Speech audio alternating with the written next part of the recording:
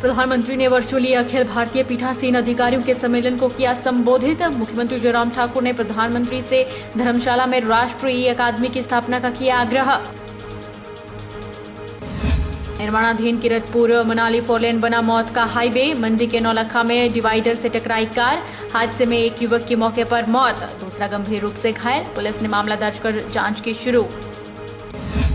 तिरुपति बालाजी की तर्ज पर अब श्रद्धालु हिमाचल के मंदिरों में भी चढ़ा सकेंगे प्रसाद के रूप में औषधीय पौधे।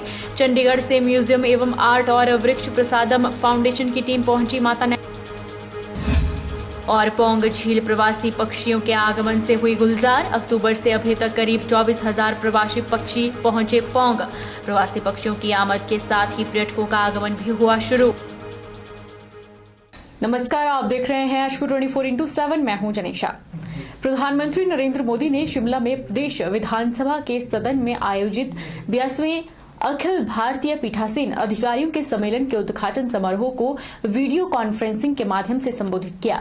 इस समारोह को अखिल भारतीय पीठासीन अधिकारियों के शताब्दी वर्ष समारोह के रूप में मनाया जा रहा है। वहीं मुख्यमंत्री जयराम ठाकुर ने प्रधानमंत्री से धर्मशाला में राष्ट्रीय अकादमी की स्थापना का आग्रह किया। प्रधानमंत्री ने कहा कि लोकतंत्र केवल भारत के लिए एक प्रणाली ही नहीं बल्कि यह हमारे स्वभाव और जीवन के हिस्से में निहित है।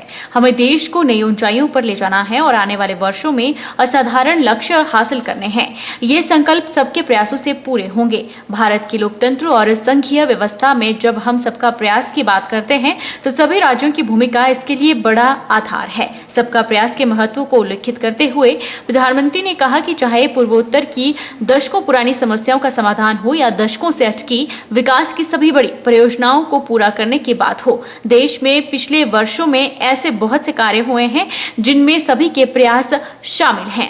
उधर लोकसभा अध्यक्ष ओम बिरला ने कहा कि सम्मेलन का मुख्य उद्देश्य पूरे भारत में संसदीय प्रक्रिया का उचित समन्वय सुनिश्चित करना है। इसके अलावा इसका उद्देश्य और दायरा विधायिकाओं के लोकतांत्रिकरण और लोकतंत्र के बेहतर कामकाज के लिए जिम्मेदारी के विकास पर भी है।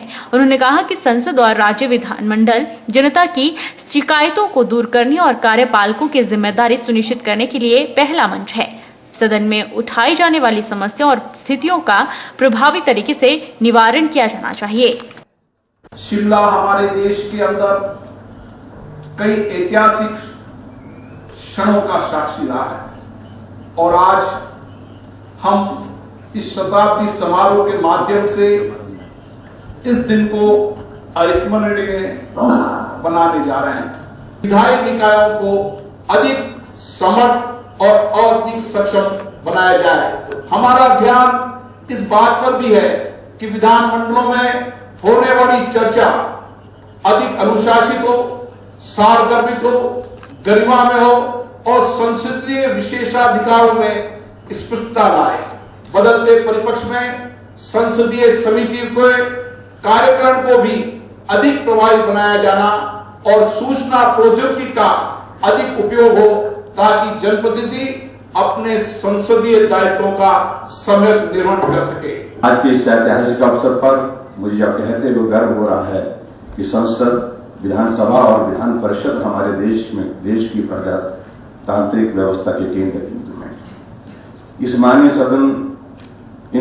माननीय सदनों के सदस्य लोगों की आशाओं और अपेक्षाओं को ध्यान में रखते हुए विभिन्न विषयों पर गहन विचार विमर्श का देश व प्रदेश के विकास और लोगों के कल्याण के लिए अधिनियम, नियम और नीतियों का निर्माण करते हैं। हमारे प्रदेश की विधानसभा का भी गौरवशाली इतिहास रहा है। राज्य के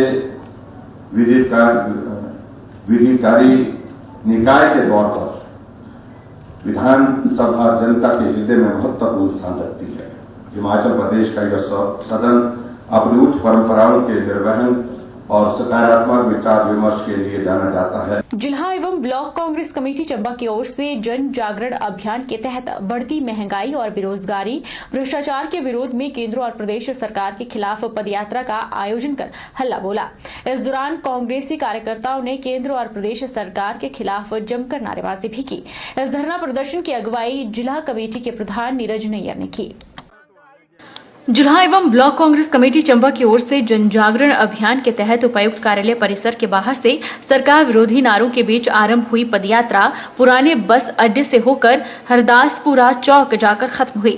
नीरज नायर ने कहा कि केंद्र और प्रदेश सरकार की गलत नीतियों के कारण महंगाई और बेरोजगारी ने सारे रिकॉर्ड तोड़ दिए हैं। उन्होंने कहा कि केंद्र और प्रदेश सरकार अपने फायदे के लिए आम जनता के लिए विभिन्न माध्यमों से परेशानी खड़ी कर रही है। उन्होंने कहा कि बुधवार को चंबा जिला के विभिन्न हलकों में जन जागरण अभियान के तहत केंद्र और प्रदेश के खिलाफ प्रदर्शन किए गए। और ये सत्ता में 2 करोड़ रोजगार हर साल बोल के इन्होंने सत्ता हासिल की है। इन्होंने जो महंगाई है उस पर काबू पाने के लिए कई वादे, जब हमारी यूपीए की सरकार थी 2014 में से पहले जो हमारी सरकार थी, तो इन्होंने लोगों के बीच जाके कोई इन्होंने सब्जियां गले में पहनी और जगह जगह जाके इन्होंने प्रदर्शन किए कि कांग्रेस की जो सरकार है उसके टाइम में महंगाई बहुत ज़्यादा है। तो आप आज हालात देख रहे हैं, देश के हालात देख रहे हैं, प्रदेश के हालात देख रहे हैं कि महंगाई किस स्तर पर जो है बढ़ी हुई है। और मैं हिमाचल की जनता को धन्यवाद करना चाहूँगा कि 4 की 4 सीटें उन्होंने जो है कांग्रेस पार्टी की झोली में डाली। अभी जो 3 उपचुनाव हुए, कीरतपुर नेरचौक 4 लेन हाईवे का कार्य धीमी गति से चलने के कारण लोगों की जान पर भारी पड़ रहा है। आधा अधूरा 4 लेन लोगों की जान लेने पर भारी पड़ा हुआ है। ताजा मामले में मंगलवार देर रात निर्माणाधीन 4 लेन हाईवे पर मंडी जिला के उपमंडल सुंदरनगर के नौलखा के पास एक दर्दनाक हादसा पेश आया। हादसे में एक की मौत हो गई जबकि दूसरा गंभीर रूप से घायल है। मंगलवार देर रात निर्माणाधीन 4 लेन हाईवे पर मंडी जिला के उपमंडल सुंदरनगर के नौलखा के पास एक दर्दनाक हादसा पेश आया।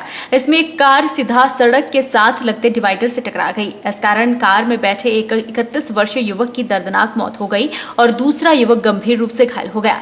वहीं स्थानीय लोगों की मदद से कार में बैठे लोगों को कड़ी मशक्कत के बाद करीब 1 घंटे बाद कार से बाहर निकाला और मेडिकल कॉलेज नेरचौक भेजा, जहां पर कार में बैठे एक युवक को मृत घोषित कर दिया गया और दूसरा गंभीर रूप से घायल होने के कारण उपचाराधीन है। हादसे के कारण 4 लेन पर दोनों ओर कई किलोमीटर लंबा जाम लग गया। वहीं पुलिस ने मौके पर पहुंचकर जाम को खुलवाया और मामले की जांच शुरू कर दी है। मामले की पुष्टि करते हुए डीएसपी सुंदरनगर दिनेश कुमार ने कहा कि पुलिस टीम ने मौके पर पहुंचकर मामले की जांच शुरू कर दी है। उन्होंने कहा कि हादसे में एक युवक की मौत और दूसरे घायल युवक का उपचार मेडिकल कॉलेज नेरचौक में चल रहा है। कल रात को 9 बजे के करीब नौलखा के पास एक गाड़ी तेज़ रफ्तारी में नौलखा में डिवाइडर के पास टकराई और उसमें एक्सीडेंट हुआ है उससे। और उसमें एक व्यक्ति जो है तिलक राज 31 ईयर एज, उनको ब्रॉड डेड डिक्लेयर कर दिया गया और दूसरे जो काफ़ी गंभीर रूप से घायल है जो अभी अंडर ट्रीटमेंट है। इसमें एफआईआर दर्ज कर दी गई है और मामले की छानबीन जारी है। भारतीय जनता मजदूर संघ के पदाधिकारियों के नेतृत्व में प्रशिक्षित नर्सरी अध्यापिका संघ ने उपायुक्त के माध्यम से प्रदेश के मुख्यमंत्री को ज्ञापन भेजा। ज्ञापन के माध्यम से प्रशिक्षित नर्सरी अध्यापिकाओं ने विभाग द्वारा भर्ती के लिए लगाई गई 2 शर्तों को हटाने की मांग की है। भारतीय जनता मजदूर संघ के पदाधिकारियों के नेतृत्व में प्रशिक्षित नर्सरी अध्यापिका संघ ने मंडी जिला उपायुक्त के माध्यम से प्रदेश के मुख्यमंत्री को ज्ञापन भेजा। ज्ञापन के माध्यम से प्रशिक्षित नर्सरी अध्यापिकाओं ने विभाग के द्वारा भर्ती के लिए लगाई गई 2 शर्तों को हटाए जाने की मांग की है। भारतीय जनता मजदूर संघ हिमाचल प्रदेश के महामंत्री बीर सिंह भारद्वाज ने कहा कि मुख्यमंत्री जयराम ठाकुर प्रदेश के पहले ऐसे मुख्यमंत्री हैं जिन्होंने प्रदेश में नर्सरी टीचरों के पदों को भरने की हामी भरी है और शिक्षा विभाग के द्वारा इन पदों को भरने की प्रक्रिया शुरू की गई है।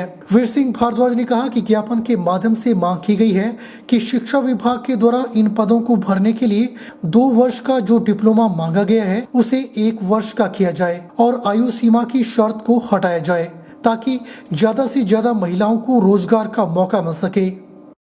और माननीय मुख्यमंत्री जी ने जो है हमारी मांग को स्वीकार कर दिया है और जिसमें जो है शिक्षा विभाग ने और जो है पूरी फाइल तैयार करके भारत सरकार के लिए भी भेजी थी और आदरणीय प्रधानमंत्री महोदय जी ने जो है फाइल को स्वीकृत करके जो है हिमाचल प्रदेश के लिए भेजा, जो कि मुख्यमंत्री जी ने जो है दोबारा शिक्षा विभाग के लिए जो है फाइल को जो अभी दिया।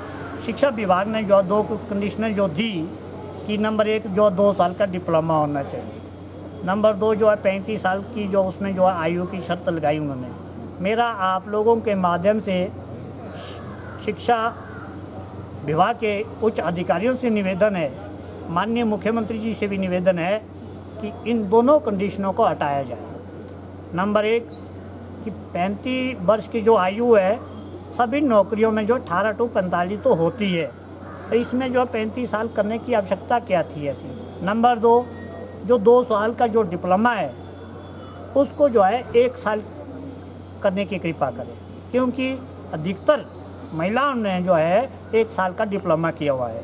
दूसरे राज्य में भी जो है एनटीटी की जो जब भर्ती हुई वहाँ पर भी जो है कि 1 साल का डिप्लोमा मांगा गया है। इसीलिए हमारा आप लोगों के माध्यम से हमने जो द्वारा आज मुख्यमंत्री जी से जो भी हमने ये मांग पत्र दिया। वहीं प्रशिक्षित नर्सरी अध्यापिका संघ की जिला प्रधान निशा सैनी ने एनटीटी के पदों को भरने की प्रक्रिया की शुरुआत करने के लिए प्रदेश सरकार का आभार जताया और ज्ञापन के माध्यम से विभाग के द्वारा जो 2 शर्तें लगाई गई हैं उन्हें हटाए जाने की मांग की। माननीय मुख्यमंत्री जी, आपका बहुत बहुत धन्यवाद। आपने हमारी जो पोस्टें हैं, सबसे पहले तो ये है कि आपने हमारे लिए इतना किया, जो काम हो चुका है वो आपका आभार है। हम व्यक्त करते हैं इस चीज़ को कि ये काम किसी के बस में नहीं था जो आपने किया। अब आगे इसमें जो कंडीशंस लगाई गई हैं, मैं यही चाहती हूँ कि इनको हटाया जाए ताकि मेरी सभी बहनों को जो है रोज़गार मिल सके। कंडीशंस लगाई गई हैं इसमें 35 इयर्स का डिप्लोमा एज का बताया हुआ इन्होंने, तो एज तो 35 हटाई जाए, इसमें आयु सीमा में छूट दी जाए और हमारा जो है हम बैच वाइज भर्ती की जाए। रुकेंगे एक छोटे से ब्रेक के लिए।